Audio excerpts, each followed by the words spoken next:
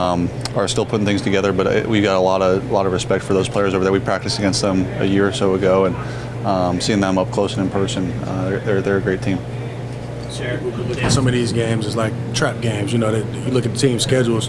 How do you, as the leader of this team, keep the guys motivated, locked in? Let's continue to handle our business in games that. Yeah, we've got a mature group. There's not much that needs to be said. We have our own standards that, regardless of who we're playing, regardless of what their record is, we got our own things that we want to prove and improve on. And I think that's the biggest battle right now is us to continue to improve and know we need to improve, even though we're able to win some of these close games. Jared, we talked to sharing your post-game conversation with him about being built different, right? And you've been on some really good teams. You know, last year, some in LA. Have you been on one place like this? I don't know. I think we're putting the aura of it. Yeah, every team's different. I think my notion there was that the adversity we're built for is different than every other team in the league. And I think I said it after the game to the team, like it truly is. And there are a lot of good teams in our league, but it'd be hard-pressed to find some who have been through what the core group of this team has been through. So in a game like that where, you dig yourself in that big of a hole, knowing we're built for that and built to come back in those instances.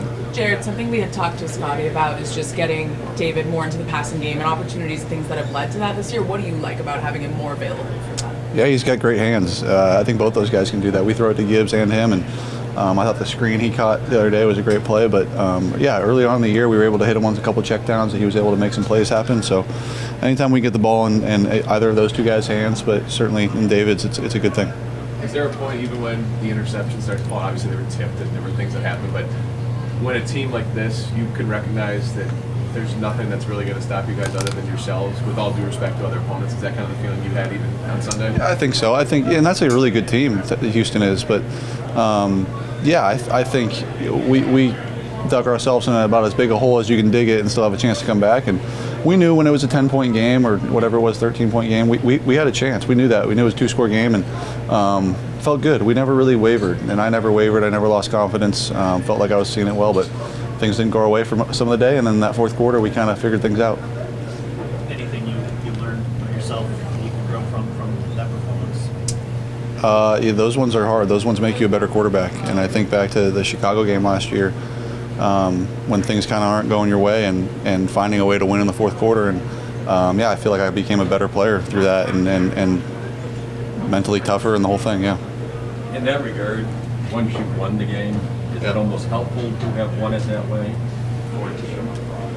Yeah, sure. I think it was a very adverse game, win or lose. But yeah, being able to learn lessons on the winning side of things is certainly a lot easier.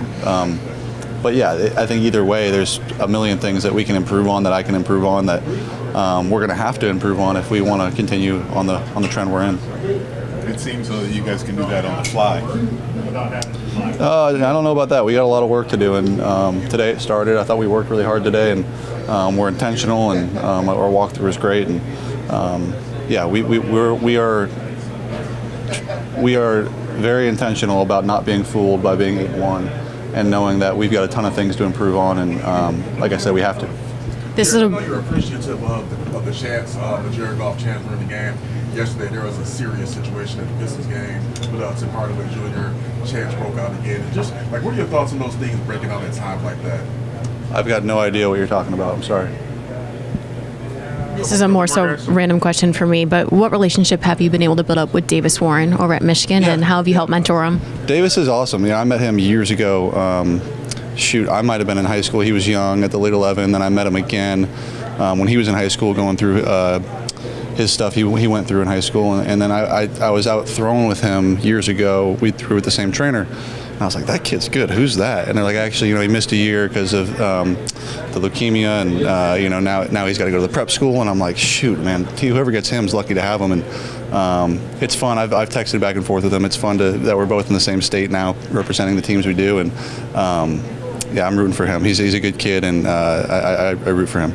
You mentioned how tough the Jaguars' defense can be, but you look at their last game, and it seemed like every drive that they played, it was either a field goal or a turnover that they'd force. Yeah. What do they do that gives offenses challenges? Yeah, they had a great plan. They really did for Minnesota, and were able to create those turnovers. And play really sticky man coverage most of the day, and yeah, they did a good job. Like I said, they've got really good players over there, and you know, starting to put it together. Thank you, guys. Thanks, man. Cool.